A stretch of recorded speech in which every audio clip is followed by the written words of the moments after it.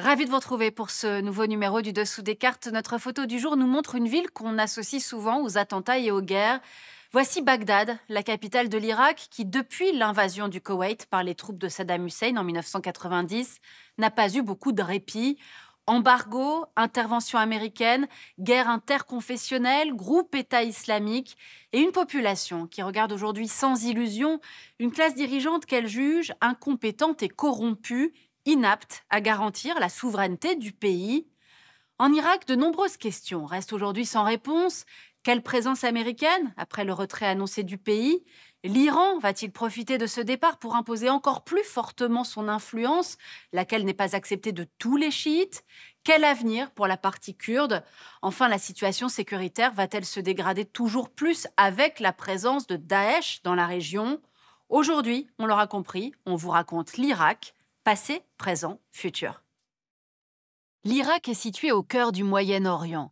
Le pays s'étend sur une superficie de 435 000 km² et a pour voisins la Turquie, l'Iran, le Koweït, l'Arabie saoudite, la Jordanie et la Syrie. Majoritairement aride, l'Irak est traversé par deux fleuves mythiques, le Tigre et l'Euphrate, qui encadrent une vaste plaine fluviale très fertile, cultivée depuis l'Antiquité et qui concentre l'essentiel des cultures et des populations. Compte tenu de sa situation géographique, l'Irak a toujours été un carrefour. Carrefour commercial, car situé sur deux des principales routes de la soie, carrefour ethno-linguistique, car le pays se trouve à la croisée des mondes persanophones, turcophones et arabophones. 80% de la population parle arabe, 20% kurde, une langue irano-indo-européenne. À ces deux groupes majoritaires s'ajoutent des minorités turkmènes et azéries, assyriennes et arméniennes. À ces différences linguistiques se superposent des différences religieuses. Les Irakiens arabophones sont à 75% chiites et 25% sunnites. Les Kurdes sont eux aussi majoritairement sunnites. S'y ajoute la minorité yézidi, dont les croyances sont antérieures à l'islam, ce qui en fera une des cibles privilégiées de l'État islamique. Et d'autres groupes très minoritaires sur le plan numérique, les chrétiens, assyriens, chaldéens et arméniens. Cette mosaïque de peuples et de croyances va avoir une importance considérable dans le jeu politique du pays. On y reviendra, mais avant cela, faisons un peu d'histoire. Sous domination ottomane à partir du XVIe siècle, l'actuel Irak passe sous mandat anglais en 1919, puis devient un royaume à part entière en 1921. Mais l'Angleterre garde une influence importante sur la politique du pays, entraînant de nombreuses révoltes. En 1958, des officiers prennent le pouvoir et proclament la République d'Irak. Dominée par le parti Baas, le parti de la Renaissance arabe et socialiste, la jeune République se stabilise à partir des années 1970 grâce aux revenus qu'elle tire de ses importantes ressources pétrolières et au soutien qu'elle reçoit de l'URSS. Le droit de vote est accordé aux femmes et la minorité kurde accède à une certaine autonomie. Mais en 1979, l'arrivée à la présidence de la République à 42 ans de Saddam Hussein et celle concomitante de l'imam Khomeini à la tête de l'Iran voisin vont bouleverser l'équilibre régional. Rompant avec l'héritage communiste et social du pays, Hussein s'arroge rapidement tous les pouvoirs et renforce ses liens avec les monarchies du Golfe. Pariant sur une déstabilisation de l'armée iranienne suite à la révolution qu'elle vient de traverser, et convoitant les richesses pétrolières de la région arabophone iranienne du Khouzistan, il déclare la guerre à l'Iran en septembre 1980. Le calcul s'avérera désastreux. Le gouvernement chiite de Khomeini sortira renforcé de cette guerre avec l'Irak, qui dure jusqu'en 1988. Tandis que Saddam Hussein en ressort affaibli, accusant une perte estimée à 130 milliards de dollars. Alors, pour tenter de reprendre la main, Saddam Hussein essaie en 1990 de s'emparer des richesses pétrolières de son voisin koweïtien. Mais après 7 mois d'occupation, le dictateur doit plier devant une coalition internationale dirigée par les États-Unis. En mars 1991, l'Irak est placé sous tutelle de l'ONU et subit un embargo international qui l'empêche d'exporter librement son pétrole, la première source de revenus du pays. Affaibli, Saddam Hussein accentue encore un peu plus sa terrible répression, principalement contre les Irakiens kurdes et chiites. On l'aura compris, les années Hussein ont été des années de chaos pour les Irakiens. De surcroît, en 2003, suite aux attentats du 11 septembre, les États-Unis de George W. Bush, prétextant la possession d'armes de destruction massive par Saddam Hussein, attaquent l'Irak. S'ils mettent fin au régime du tyran irakien, ils ne vont pas parvenir à installer une démocratie pérenne et le pays s'enfonce alors dans une véritable guerre civile. C'est ce qu'on va voir maintenant. La nouvelle coalition emmenée par les Américains et largement soutenue par les Britanniques parvient à contrôler le pays en moins d'un an. Elle met en place un gouvernement de transition acquis à la cause occidentale, dont les choix en matière de gouvernance vont s'avérer dramatiques.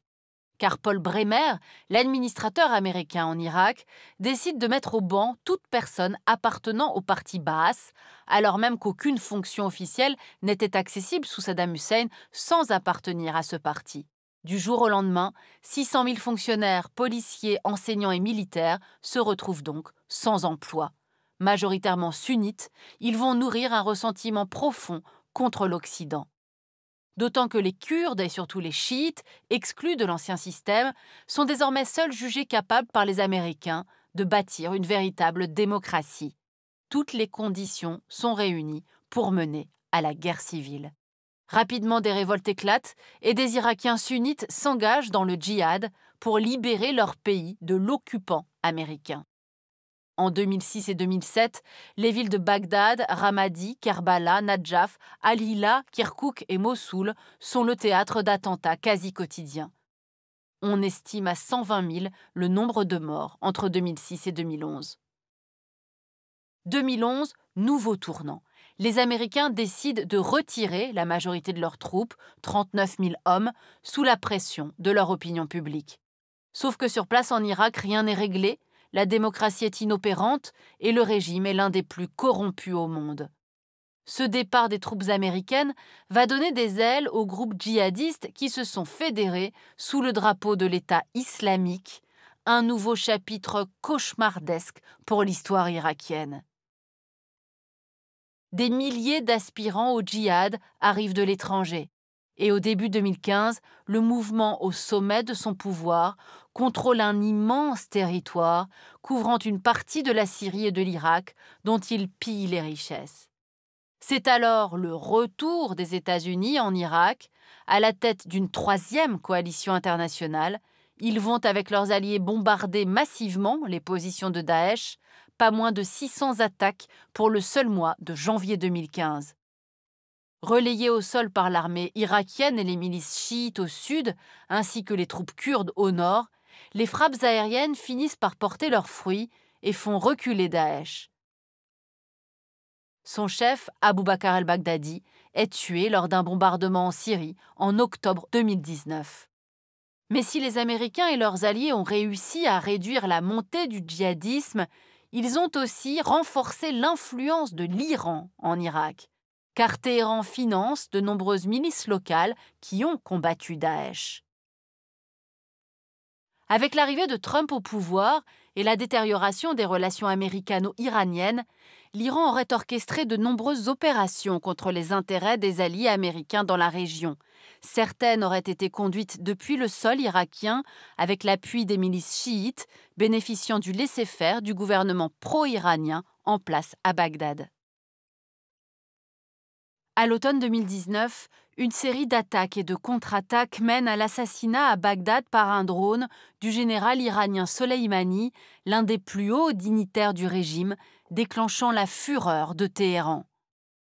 Imputée aux Américains, la mort de Soleimani aura aussi pour conséquence de pousser le Parlement irakien à voter le retrait définitif de toute troupe américaine de son territoire, ce qui ne marque pas nécessairement la fin de l'influence de Washington dans le pays.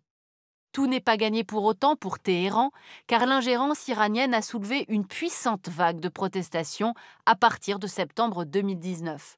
Des manifestations portées par une jeunesse précarisée qui aspire à l'émergence d'un nationalisme irakien dépassant les clivages entre sunnites et chiites et rejetant les ingérences étrangères, iraniennes et américaines notamment. Cet élan, s'il résiste à la répression, devra également composer avec le troisième groupe fort du pays, les Kurdes. Ces derniers ont profité de la faiblesse du pouvoir central pour renforcer leur autonomie grâce au contrôle sur les champs de pétrole présents dans leur territoire. Un contrôle qu'ils ont déjà tenté d'étendre au-delà des frontières actuelles du Kurdistan autonome, notamment en s'emparant de Kirkouk et de ses énormes gisements entre 2014 et 2017. Vous l'aurez compris, l'avenir de l'Irak reste incertain et sa souveraineté toujours pas acquise. Sans oublier la situation économique et sociale catastrophique, le chômage des jeunes, particulièrement alarmant. Ils ont d'ailleurs été nombreux à l'automne 2021 à tomber dans le piège du Biélorusse Loukachenko, promettant de les faire passer en Europe via Minsk. Il s'agissait majoritairement de jeunes Kurdes à la recherche d'un nouvel horizon.